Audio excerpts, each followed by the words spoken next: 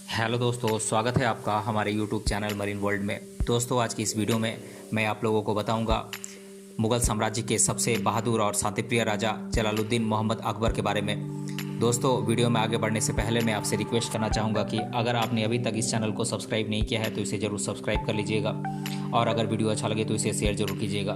तो चलिए दोस्तों, इस वीडियो को स्टार्ट करते हैं। दोस्तों, मुग़ल साम्राज्य के बहादुर और शांतिप्रिय राजा जलालुद्दीन मोहम्मद अकबर के बारे में ये सेकंड वीडियो है। इसका फर्स्ट पार्ट मैं ऑलरेडी अपलोड कर चुका हूँ, जिसका लिंक डिस्क्रिप्शन बॉक्स में है, आप वहाँ जाकर उसे देख सकते हैं। पिछले वीडियो में हमने जाना था अकबर के प्रारंभिक जीवन के बारे में और जोधा अकबर के बारे में हमने जाना था, मुग़ल सम्राट की उपलब्धियों के बारे में हमने जाना था। अब हम जान लेते हैं अकबर के जीवन से जुड़े रोचक तथ्यों के बारे में। 15 अक्टूबर 1542 में अमरकोट में जन्मे जलालुद्दीन मोहम्मद अकबर महज 9 साल की उम्र में गजनी के सूबेदार नियुक्त किए गए थे और 13 साल की उम्र में मुग़ल सिंहासन पर बैठे थे। 1555 ईस्वी में हुमायूं ने अकबर को अपना युवराज घोषित किया था।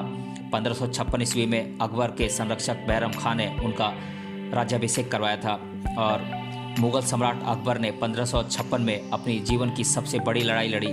उन्होंने यह लड़ाई हेमू के खिलाफ लड़ी थी और हेमू और उनकी सेना का बहादुरी से मुकाबला कर उन्हें परास्त कर दिया था।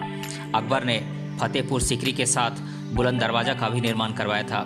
सबसे अलग मुग़ल सम्राट के रूप में अपनी पहचान विकसित करने वाले अकबर को अकबर महान, अकबर आज़म, महाबली शहंशाह के नाम से जाना जाता है। अकबर ने 1582 ईस्वी में दीन-ए इलाही नामक धर्म की स्थापना की थी। साल 1576 ईस्वी में महाराणा प्रताप और अकबर के बीच हल्दी घाटी का युद्ध हुआ था। इस युद्ध में अकबर ने विजय प्राप्त की थी। अकबर के शासनकाल को हिंदी साहित्य का स्वर्णकाल माना जाता है। अबुल फजल ने अकबरनामा ग्रंथ की रचना की थी, जो कि अकबर के दरबारी थे। अकबर के दरबार में 9 रत्न थे, जिनमें तानसेन, टोडरमल, बीरबल, मुल्ला दो प्याजा, रहीम खाने खाना, अबुल फजल, हकीम हुकाम, मानसिंह इत्यादि शामिल थे। अकबर अशिक्षित थे, लेकिन उसे लगभग हर विषय में असाधारण ज्ञान था। साथ ही वह अपनी स्मरण शक्ति के लिए भी जाने जाते थे। वो जो एक बार सुन लेते थे वह उनके दिमाग पर छप जाता था। मुस्लिम शासक होते हुए भी मुग़ल शासक अकबर ने हिंदुओं के हित में कई कार्य किए। हिंदू तीर्थयात्रियों द्वारा दिए जाने वाले जजिया कर और यात्रियों का कर माफ़ कर दिया गया और 1556 से 1605 ईस्वी तक मुग़ल सिंहासन पर बैठने वाले अकबर की मृत्यु अतिसार रोग यानी कि हैजा से हो गई थी। जलालुद्दीन मोहम्मद अकबर अपनी प्रजा के लिए किसी भगवान से कम नहीं थे। उनकी प्रजा भी उनसे बहुत प्यार करती थी और वो भी सदैव अपनी प्रजा को हो रहे तकलीफ़ों से वाकिफ़ होकर उन्हें जल्द से जल्द दूर करने का प्रयास करते थे। इसीलिए इतिहास में शहंशाह जलालुद्दीन मोहम्मद अकबर को एक बहादुर, बुद्धिमान और शक्तिशाली शहंशाह कहा जाता है।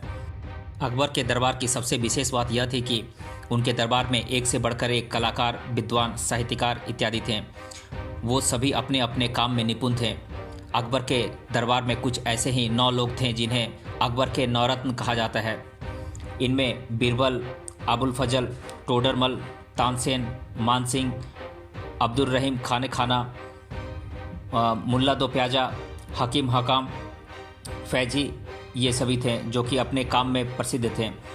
वो सभी जब एक साथ दरबार में जमा होते थे तो नज़ारा काफ़ी देखने जैसा बन जाता था।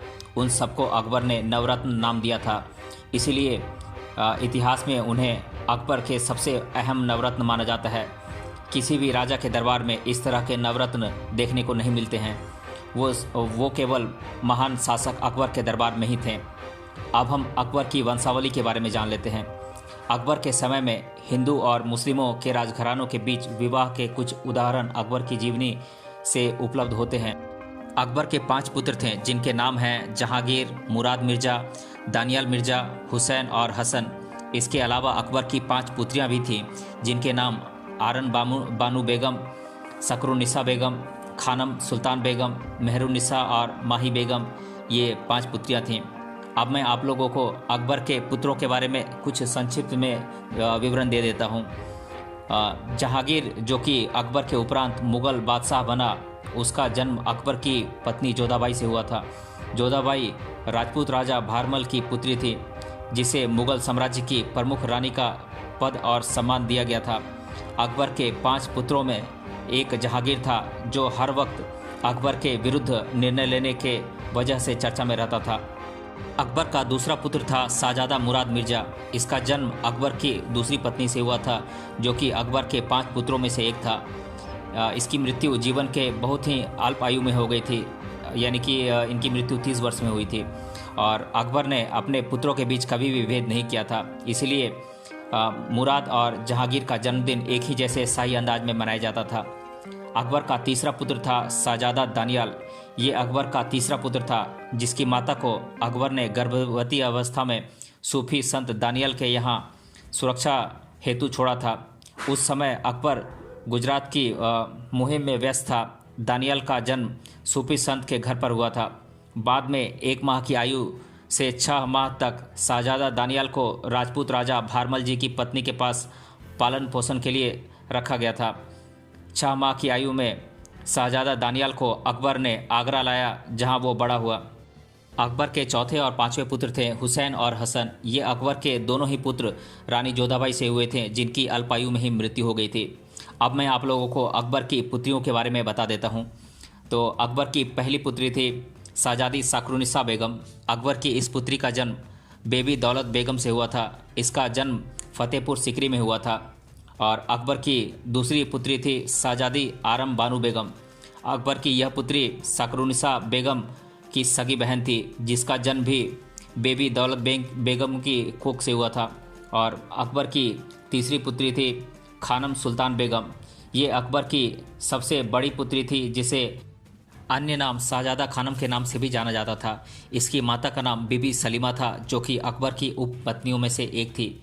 इसका विवाह उम्र के 25वें वर्ष में मुजफ्फर हुसैन सकावी से हुआ था। इसके अलावा मेहरुनिसा और माही बेगम ये अकबर की 2 पुत्रियां थीं। इस तरह अकबर की वंशावली का वर्णन अकबरनामा और आईने अकबरी इत्यादि ऐतिहासिक दस्तावेजों से उपलब्ध होता है, जिसमें अकबर के कुछ उपपत्नियों के नाम और उनकी संतानों के बारे में जानकारी दी गई है।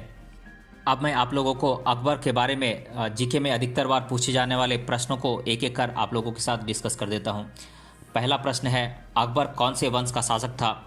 तो मैं बता दूं कि अकबर मुगल वंश का शासक था। और दूसरा प्रश्न है, अकबर के पिता का नाम क्या था? तो अकबर के पिता का नाम था हुमायूं। और तीसरा प्रश्न है, आयु के कौन से वर्ष में अकबर ने मुगल सत्ता की गद्दी संभाली थी? तो अकबर ने 13 साल की उम्र में ही मुगल सत्ता की गद्दी संभाल ली थी। और चौथा प्रश्न है, अकबर को किसने राजनीतिक शिक्षा का ज्ञान दिया था? तो ये थे बैरम खान। और पांचवा प्रश्न है, अकबर की प्रमुख रानी कौन थी और वह किसकी पुत्री थी? तो इसका जवाब है, अकबर की प्रमुख पत्नी रानी जोधाबाई थी, जो कि राजपूत राजा भारमल की पुत्री थी। छठा प्रश्न है, अकबर के किस पुत्र को मुगल सत्ता की गद्दी सौंपी गई थी? तो ये थे शाहजादा सलीम यानी कि जहांगीर। और सातवां प्रश्न है, अकबर की मृत्यु किस वजह से हुई थी? तो मैं बता दूं कि अकबर की मृत्यु पेचिश नामक बीमारी की वजह से हो गई थी। और आठवां प्रश्न है, अकबर के कितने पुत्र और पुत्रियां थी? तो ये अकबर के 5 पुत्र और 5 पुत्रियां थीं। और नौवां प्रश्न है, अकबर की जीवनी किस नाम से प्रसिद्ध है? तो मैं बता दूं कि अकबरनामा नाम से अकबर की जीवनी प्रसिद्ध है, जो कि प्रसिद्ध पर्शियन और अरबी लेखक अबुल फजल ने अकबर के जीवन पर लिखी है। और 10वां प्रश्न है, अकबर और महाराणा प्रताप के बीच हुई लड़ाई किस नाम से प्रसिद्ध है? तो ये लड़ाई थी हल्दी घाटी की लड़ाई या फिर हल्दी घाटी का युद्ध। तो दोस्तों, आज के इस वीडियो में हमने जाना मुगल साम्राज्य के सबसे बहादुर और शांतिप्रिय राजा जलालुद्दीन मोहम्मद अकबर के बारे में। मिलते हैं अगले वीडियो में किसी अन्य टॉपिक के साथ। तब तक के लिए धन्यवाद।